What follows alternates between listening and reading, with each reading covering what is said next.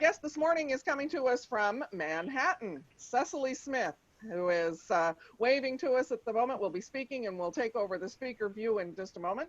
Cecily is one of the Rotary Innovative Clubs advocates, and so we're going to hear a little bit about what that means.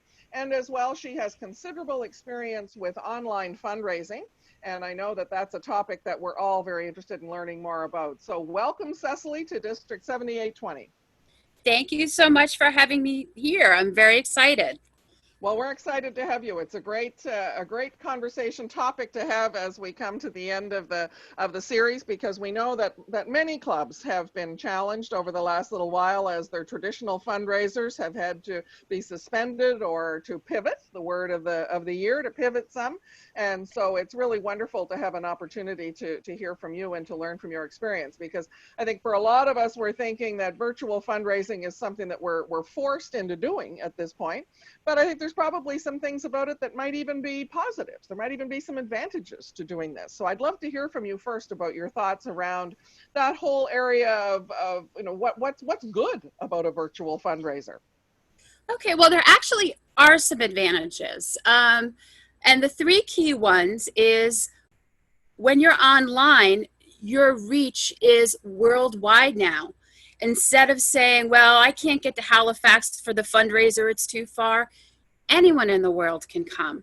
So you can invite your friends, your family, your Rotary network, your Rotary Friendship Exchange people, your scholars. You have a much broader reach of an audience who can come to your event. In addition, you can be a lot more diverse in who comes to your event. Typically, you might have people who like your cause but can't afford a gala ticket, or can't take the day off from work to go to play golf, or if you're like me, you just really don't like golf, so you wouldn't want to come to the event. Now you have people who can come to the event that might not have been able to. And what's really recommended for online events is to not charge a ticket price.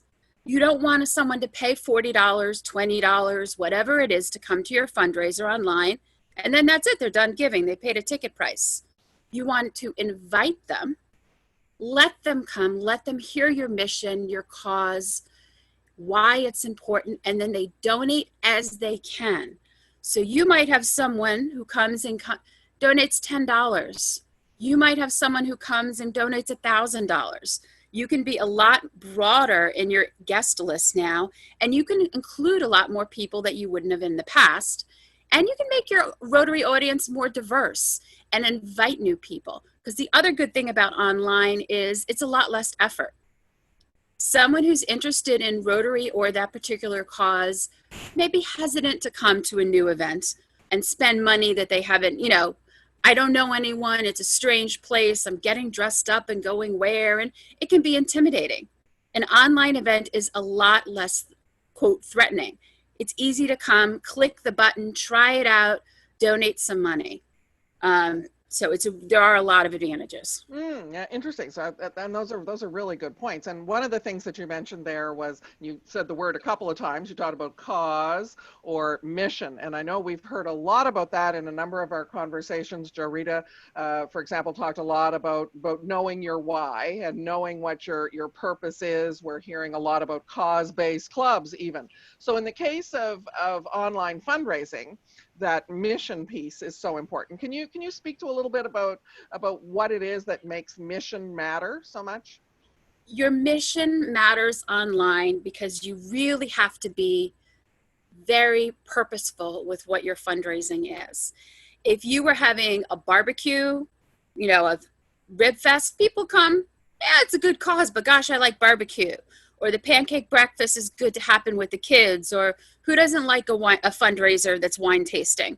But they don't necessarily care about your cause. They might want to help, but I'm there to taste some wine kind of thing. When you're talking about online, you have to be very specific. What is your mission? What are you trying to accomplish? What will the impact be? Why should I give you my money? That's what you want to talk about. Why should I give you my money? And people are donating online. There are a lot of stats showing that the lead up to Giving Tuesday, which was early May, people were still donating. In the US, as of early May, there was 6 billion with a B donated for COVID related causes across a variety of nonprofits. People will donate online, but you just have to be really purposeful. Tell us your story. Why is it important? And you can make your mission connection, because it is an emotional connection now. We're online, but you're telling me a meaningful story that's going to make me want to give you money. And the good thing with most of us have one of these things, it's a cell phone. You can have people make short videos. People who, a recent success story campaign was a Gift of Life event in upstate New York. They had people doing videos. The whole campaign was about the mission. Doctors talking about why they've donated services, mothers and children who've been helped by the surgery, Gift of Life organizers. There's very much ways to make this connection about your mission, why it's important. And your online event itself, you throughout the event talk about, this is my mission, this is why your money matters, the impact is. Yeah, so critical. And I think you're absolutely right that a lot of us are used to fundraisers like a rib fest, for example, where it's about the ribs. Exactly. And people don't necessarily know where the funds are going at the end of the day, and they don't necessarily care. They care about the Right. ribs. Now, So that is now a it's shift. about the cause, and people will go donate to a cause that's meaningful, that a connection is made, and they understand. Another Canadian fundraiser that was very successful was an online campaign providing meals for healthcare workers. And it was super easy. It wasn't a telethon kind of event. It was online, donate. Your $15 will feed a healthcare worker, purchasing from a local restaurant, so we're keeping them in business. It was part of Canada Cares, I believe was the overall org. And this club came up with $10,000 of the overall 50-something thousand dollar effort. My $15 feeds a healthcare worker. It's a mission statement that I understand. Right. And that is a different way of thinking, is I think it's too easy for us to say, how do we take our dinner gala and do something online like that? Or how do we take our auction and just move it online? But that shows the creativity and that different way of thinking that's so important. Yeah. And if I can cut in, speaking of auction, it can be done online. A good success story, what happened in March, there was a large nonprofit in Philadelphia area, not Rotary, but a large, that had their annual fundraiser, big gala auction, great donors spending lots of money. They had to pivot online. They partnered with One Cause, which is a software website you guys will get a link to, or resource page to. They pivoted online. They did the work. They did the research, the planning, the prep, the practice, the VIP hand-holding for their big donors. They pivoted to online, and I keep using that word. It's all Jeffrey's fault. Yes. They made $900-something thousand. They normally raise close to $1 million. However, their overhead was different. They're paying a fee to the software company that they used, but they're not paying a gala. There's no dinner fee. There's no threshold of sales to pay for the ballroom kind of thing. So you can be a lot more flexible like that. And an auction is something for a Rotary Club that is low tech, not sure of how to handle things, but has the donors for the auction goods and the kind of audience that will spend money for online silent auction items. It's worth it for them to use One Cause or a similar online auction platform, pay a percentage, so you're paying them a small fee for their services, but they can help you handle the tech. So if you've got the goods and the people who can spend the money, you can think about having someone else help you with the tech for a fee. Exactly. I know some clubs now are using an organization called Raffle Box. That's one that we're seeing sort of different ways of doing 50/50s online, and Raffle Box is one that's popped up that's doing some of that. So those are good tips. So what would you say the most important things are to know about online fundraising as we think about that for the upcoming year? Okay, first off, 2 big things. Don't be afraid to try something. Try it. You don't have the same jeopardy threshold as an inline event because you don't have the overhead. You don't have to fill up the ballroom, sell enough golf tickets, pay for the fees associated with the Rib Fest. Obviously, you want to meet and surpass your fundraising goals, But if you don't, it's not the same level of issue. So don't be afraid to try things and try new things. The other important thing is the effort ahead of time is almost more important than the event itself. You practice it, you try it out, you run through all the tech, you figure out where your support needs to be, your hand holding, your backup plans, all of that. You really have to put the work in ahead of time to try and practice and make sure it all works. So at the event itself, it can run smoothly, or you've got a plan if your tech does screw up. You know, if the video freezes, we're not all sitting in an appalled panic.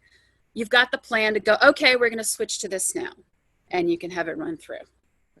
Great advice. We've learned the importance of being able to pivot, again, that favorite word, if something doesn't work well. We've had situations of that, so that's good advice. Now, Cecily, I think you have a few slides that you wanted to share with us as well. Did you want to do that now? Is this a good point to share your screen? Right now. Perfect. Yeah, so it's basically if your club is saying, okay, great, this is all good, but how do we figure out what to do?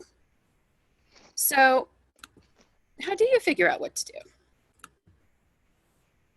Talk to each other. Get all your club members, not just the board, get everyone in a room, Zoom room perhaps, but get everyone in a room together to talk.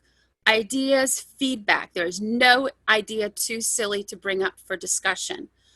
See who's good at what. You have no idea what skills your member have. Who is good at graphics? Who is good at running a Zoom room or other online tech? That quietest member may do this professionally at work and be a whiz at online conferencing. Who has connections to musicians or other online entertainment to come in for your event? Now, we may not be able to get Beyonce there, but think about all of these local community events that have bands that perform online. Is there someone who can come and perform online at your event? So talk about everything, the skills, what's available, what ideas you can all come up with, pooling your resources. And then you do your research. You'll get this link from Louisa. I'll put it in a single slide format. Do your research. This is a good Rotary Impact video. When you want to make that personal connection, you don't say donate to Rotary Club of small town because you should. You make the connection.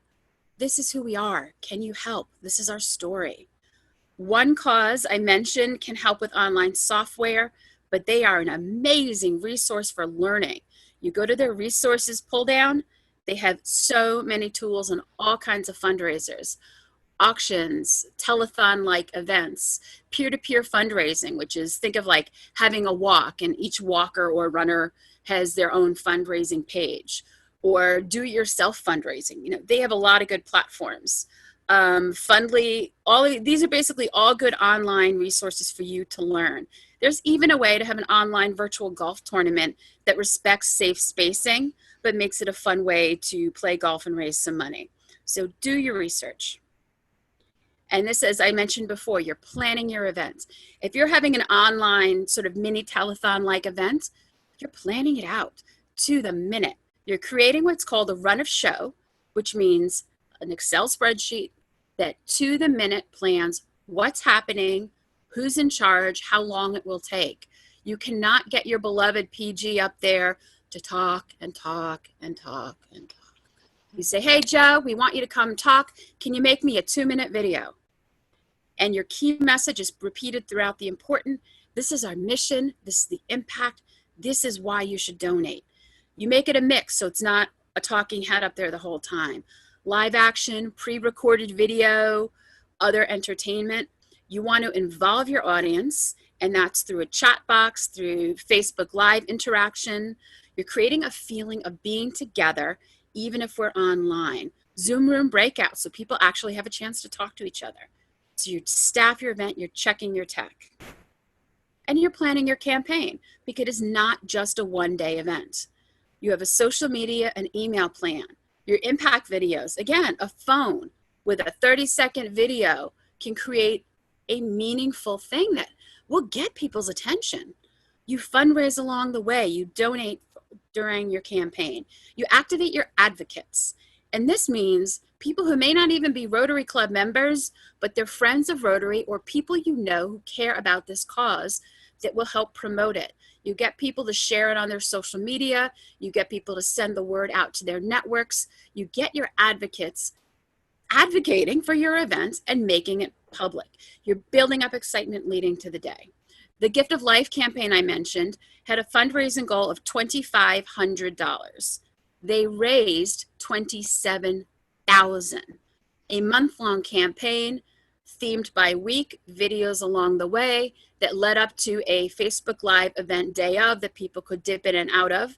But think about that, 10 times past their fundraising goal because they had a well-run campaign. And just briefly, when you want to connect on social media, you want your message to be about you. It's not an announcement. It's you're writing your messages as if I'm writing to you. Did you know that this? Did you realize that? You can help by X. You're writing personalized messages. It gets people's attention. They engage more that way, and the stats show, like the stats bear that out. And they also show that you want to change up your message. It shouldn't be the same wording on all of your posts. You switch it up. You're changing what you're talking about, why you're about your event, but you just keep relating it back to the mission. And I'm going to stop sharing right now. Those are and we great, can continue that conversation. Yeah, those are great points, Cecily. I think that, how to do some research is really important, and those sites will all have some wonderful tips. So I will be sharing those for everyone to have. So stay tuned for those. That's a great piece of advice for people to do that research in advance. We probably all, remember the incredibly successful ice bucket challenge. Can't say it, but I remember it. That I don't know if that goes down so far as one of the most successful online kinds of events that we've ever seen, but it was certainly a big one. And we're not all going to be that. That's clear. We're not all going to be an ice bucket challenge, but we can probably be creative in figuring out the best kind of event to have, right? Absolutely. And there are different ways to do different kinds of fundraising, and your clubs can mix it up. The one time I would say it's good to charge a ticket price is if you're having a single night event that involves some kind of activity. For example, the Rotary E-Club of Hawaii has a drag queen bingo. So you register online, it's a $20, $25 ticket. You have a fun, entertaining bingo night. You may win some prizes. That's their fundraiser. Another Rotary Club I know has made their pub trivia night into an online event. Again, you're paying a small donation, small ticket price to have your event. But there you go. So you could mix it up and having a campaign where this is our mission, this is what we're doing, and you've got a bigger fundraising goal with smaller events where come pay your ticket fee, let's have some fun together. Right. No, those are great suggestions. And the creativity of drag queen bingo or other online trivia things, I'm guessing we would then be attractive to people outside of the choir. So we're not always just preaching to the choir. We're getting some people from the community, which again gives us an opportunity to show that we're irresistible for potential new members. Exactly. Yeah, so these can also be used as ways to spread the net, so to speak. And, in some of those cases, they could very well be helping us from a diversity perspective if we think of ways to be more creative and as you said at the very beginning, attract different audiences to our events. So I love that. Well, that's the biggest thing. You can build your Rotary audience who may be prospective members, because it is a lot less threatening to join an online event. For whatever, let me try it out. I'm sitting at home. I've got nothing else to do. So here, there's this link I saw on Facebook. Let me try this event. And that person can become engaged and may become a Rotarian. Isn't that great? Now, I just noticed a chat pop up. I can't follow it, but I did notice one pop up, and maybe Mary Lou Harrison, who is the public image, one of the public image zone people from Toronto, is on the call, which I'm delighted. Welcome, Mary Lou. Mary Lou, can you just unmute yourself, because you just posted something about a regular online poker game that's happening. Tell us about that. Indeed. Hello, Louisa, and hello to you from Douglas, who is here. Yay, yay. He's got his Hawaiian attire on, you can see. Beacon says hi. Excellent, hello. So my daughter and her boyfriend are on the executive of the Rotaract Club of Ottawa, and they've been hosting their club every 2 weeks, Rotaract Royale, which is an online poker tournament. They use the PokerStars website, which is free. There's no cash involved, so no one's playing for money. We play with fake money, and it's free to get a PokerStars account. The value added is you go online and you make a donation of any amount to their project. They recommend a minimum of $10, but it could be more. And then the value added that they give is they set up a Zoom and put you into breakout sessions so you can actually see the people and talk to the people with whom you're playing online. So they set up their own tournament. You play. You can so I play on my laptop and I have my phone set up with the Zoom beside so I can see the people I'm playing with. Super fun. And it's a great way. So we're playing with people from across the country. And sometimes there are 12 people and sometimes there are 20 people. It all depends on the Friday night. But I'll search out the link and put it in the chat. What a great idea. It never occurred to me about, and I know people are trying to do different things with games and quizzes, but to be able to break out and play a card game for real is pretty cool. Yeah, pretty cool. And it takes a little bit of setup, but the very great and technologically apt people at the Rotaract Club of Ottawa, you sign up in advance, they'll take you through it, they'll talk you through the poker part of it, they'll talk you through how to make your technology work. And it's very fun and very social. And it takes about sort of 2.5 hours. You get scheduled breaks to get a drink, important things. Yeah, all the real stuff. That's wonderful. Well, thanks, Mary Lou. Thanks for sharing that. And it obviously, we'll go back to Cecily, but it also, sort of presents the possibility of using this as a way to link with the tech-savvy people who would be in a Rotaract club, for example, and to draw them in. But Cecily, I think that's something that a lot of clubs talk about, is that they may not have particularly tech-savvy members. And so I wonder if you could speak to how to help a club that says, oh, those are all great ideas, but we just don't have those techie people to do that stuff. What's the solution there? There are a couple directions. One, you could partner with Rotaract or another org that, hey, we put a team together. Rotaract may have the tech savvier people, but our club has the people who make the bigger donations or the sponsors or something like that. So partner with your Rotaract club. Because it's an online event, you're not saying we're going to partner, but it's a gala and you Rotaractors can't afford to come.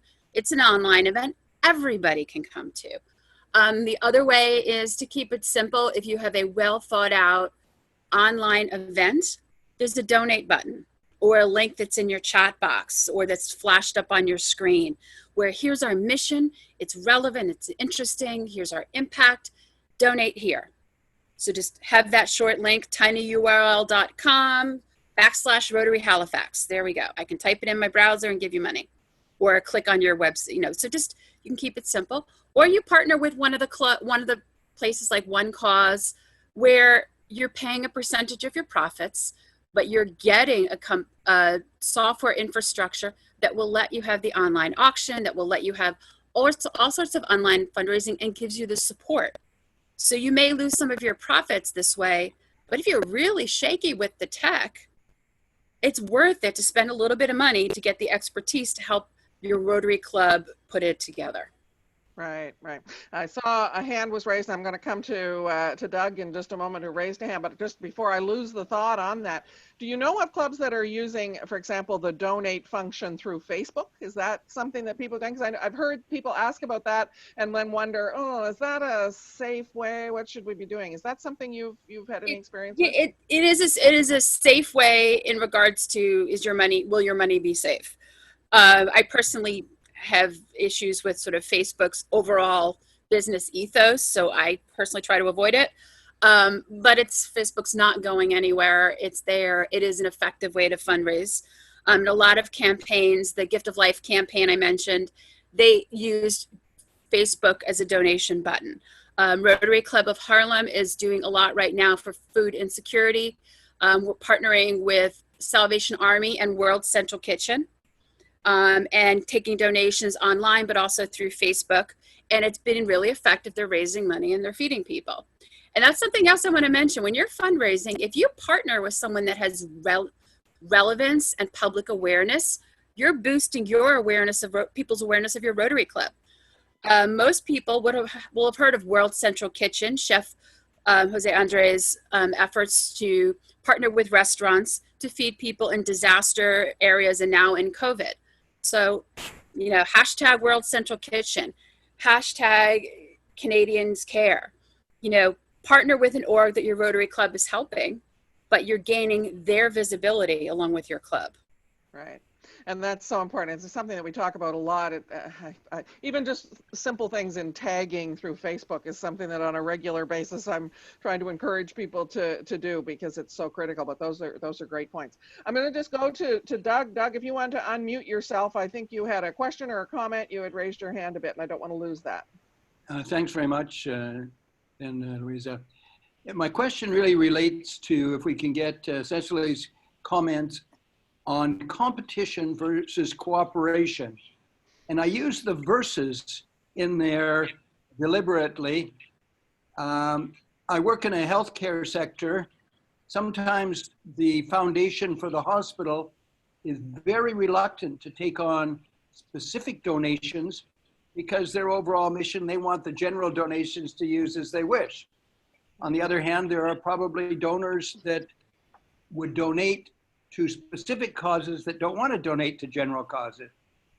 But even if I take out all the emails, probably more written mail that I get for donations to the various charities, even within Rotary, I can donate to our club, I can donate to the annual fund, I can donate to a designated fund, I can donate to polio. And I'm wondering if you've got any tips on how to present things better, because I have the feeling that there's some people, even within Rotary, that are so confused about where they could donate that they end up not donating at all. I understand. First, it depends what your club's fundraising goal is, but you also look at how we tell that story. The Rotary Foundation Disaster Fund, why should I donate there? Well, you know what? This is where it goes right now. We're doing disaster grants for COVID. The Rotary Foundation has given away $5 million or so, I believe, for COVID-related disaster grants. You're making it relevant. So if that's what you were fundraising for the foundation, this is what it's happening right now. If you're raising for your Rotary Club, you can't say, donate to Rotary Club of Small Town and just sit there, because people can be like, why? Donate to Rotary Club of Small Town. We are providing scholarships for high schoolers going to college. We are providing tablets for students cut off from remote learning. We are providing meals for people at risk hunger, or donating to the food pantry, or whatever it is. You got to give people that why. So your club may choose to be foundation giving, specific cause, or general, but you just think about, what is our fundraising goal? What are we raising for? And then how do we craft our why story around that goal? So if I want to give money to a specific Rotary Club, I want to have a general idea how it's going to be used and have it be something that I can understand and that's meaningful. Yes, I think it goes back to that original point around mission and cause. We know there will always be, whether we call it competition or collaboration or just plain choice. It's finding the way to tell the story and knowing who your people are, right? Knowing what's going to pull the heartstring or be the most attractive thing for each of those audiences to actually give to. But it's a great question, Doug, and there are certainly more than enough choices. And speaking of the foundation, I know there's a lot of push right now for the annual fund, which in 3 years comes back and helps that individual district as well. Doing things like a points campaign. My district right now has a matching points campaign for this month.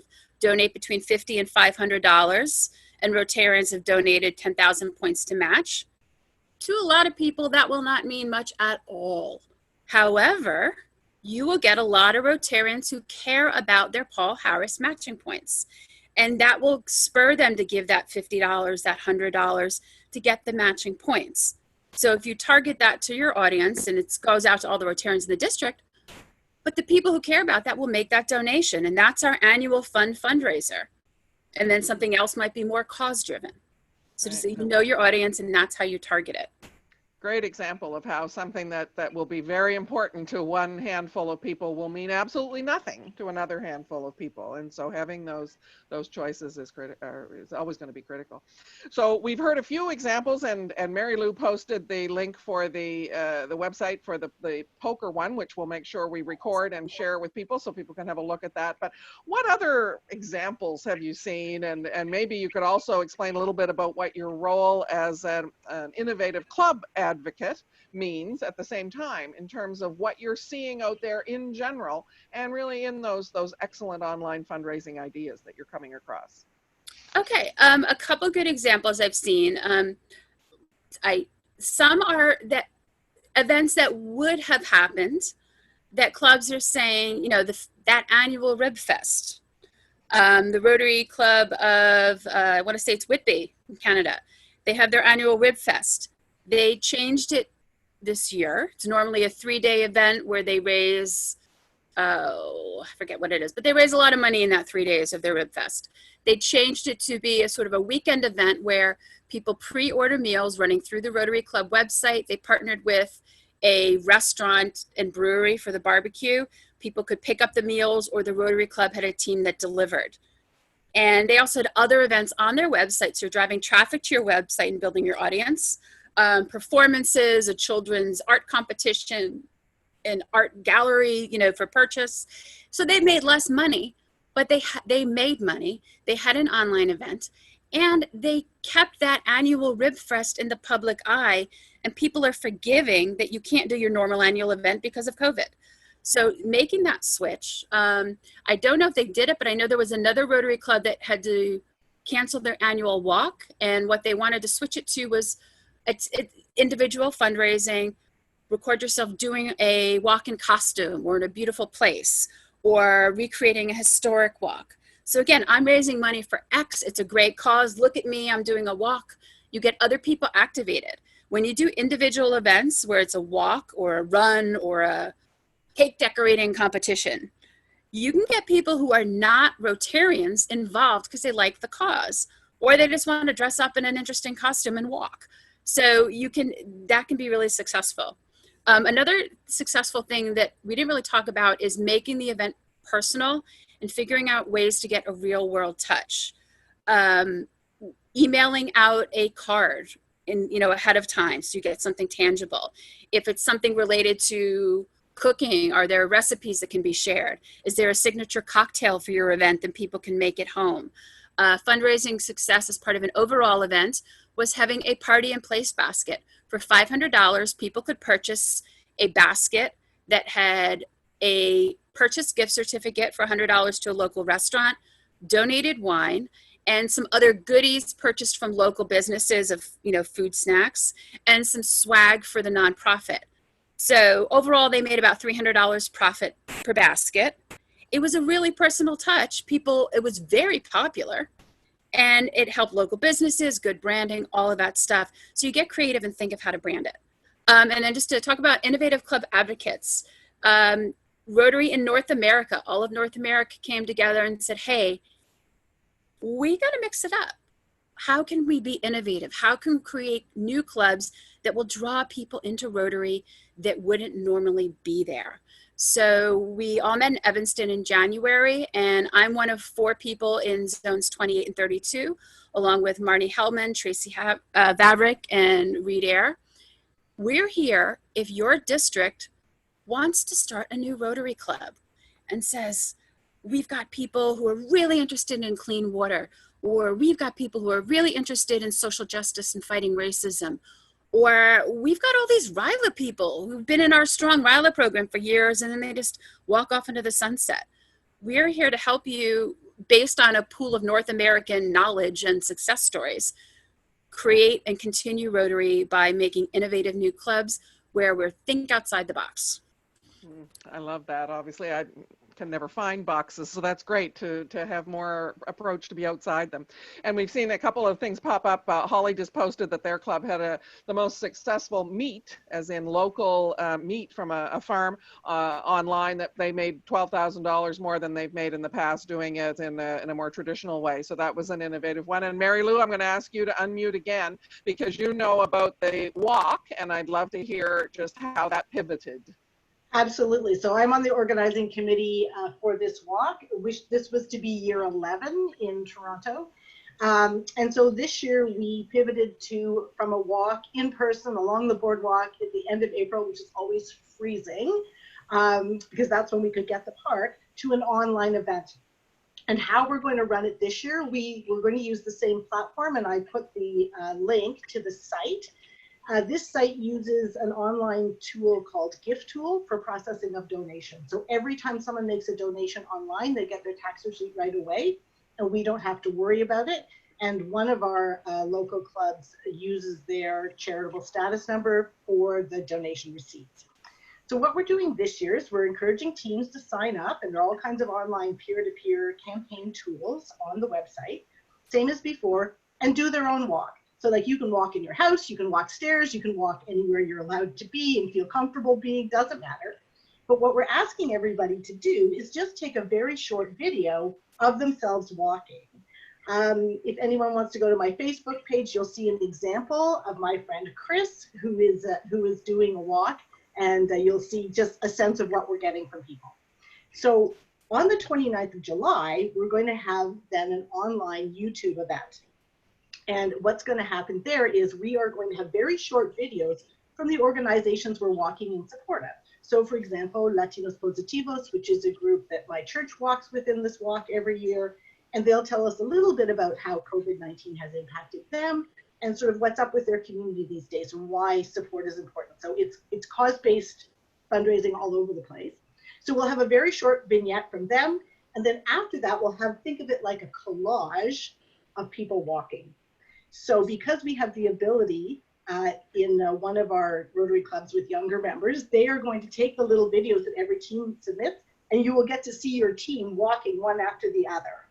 And there will be collages. The whole event online will be about an hour. And we're going to then keep the fundraising site open. So as Cecily said, it's not just the event right in the moment. It continues after, and give people almost probably another month to watch the video and then to go in and donate to whatever team. So there'll be a series of organization vignette, funny walking, organization vignette, and some kind of wrap up. And then because it'll be on YouTube, we'll have, and we've been promoting that, then returns will get online, and like we've been doing for some of the breakout sessions or some of the general sessions for the RA convention, people will have a chance to chat in the chat column. So that will make it more live too, and ask questions of the organizations or whatever you have. So yeah, super fun. That is so you're amazing campaign. Yeah, and basically anyone in Canada can participate in this, or anyone outside of Canada, but the recipient has to be a Canadian-based charity. And we pivoted this from being an HIV and AIDS walk specifically to an HIV, AIDS, and community health walk. And community health is very broadly defined. It could be mental health, could be food security. And just very quickly, every dollar donated, 75 cents goes to the charity the team chooses, then up to 25 cents after the processing of donations goes to Feed Ontario. So we picked, which is the umbrella organization for food banks in the province. Very cool. So that's a great example of really getting together and thinking about how to do something very different. And we know that people like to walk because that's one of the challenges. There's no fundraising involved, but there's a challenge with the International Convention. And there are tens of thousands of people doing this walking thing just to have a chance, well, just for fun, but to have a chance to win I don't know. I don't even know. I'm doing it and I don't even know what I could win. Something, I guess, the registration for a conference or something. If you get 50,000 steps in with it, you can win your registration and maybe travel to Taipei. I'm over that, but I never win. So anyway, but it's fun to do. It's fun to do. And they ask you to post every day on Facebook. And so, I posted this. Okay, there you go. So we're doing stuff. Yeah. Awesome. Holly, are there any questions that have popped up that we haven't addressed in what we've done? You're muted, so I don't know. Yep. I have no other questions. Okay, so I'm going to ask people if they have any to put their hand up or to let us know if you'd like to be unmuted, and we can take you in order if you have questions for Cecily, or now you're hearing some great things that are happening. Mary Lou is a past district governor from the Toronto area and very involved, as I said, in the zone public image team, and so we've got some great resources available to us online. One other thing I'll mention is I know that one of our clubs is also using Canada Helps as a way to process funds, and so Canada Helps is a great way to have a safe and I think good receipt opportunity, and very easy, user-friendly online. And one of the clubs in St. John's has done something called a gratitude project that has involved donations through Canada Helps, so that's another one that people can look at. Any other questions out there? Yes, and Mary Lou's just pointing out that they on their site have great resources and free courses. And so even though you may not want to use some of these suppliers, so to speak, of apps or tools, their sites are wonderful resources to learn about different ideas for fundraising. Absolutely. I found One Cause in their webinars super helpful. They're pre-recorded on the site. They've got the blogs. It's a great resource, whether you use it or not. Learn about what it means to have an auction, a DIY, a team-based event, a competition. All of that you can learn about, and that's how you help your club decide what works best for you. Yeah, I think that is just super advice for clubs that are thinking about this, is to have folks that are willing to do that bit of research, as you pointed out how important that is, and to do some of those free courses, free webinars, and you will learn a lot from that. Anything that anyone else wants to ask or comment at this point? Mary Lou's just making the point that for clubs that have charitable foundations to claim a Canada Helps page, because that's a piece of what we can do, and we do have clubs that do have that.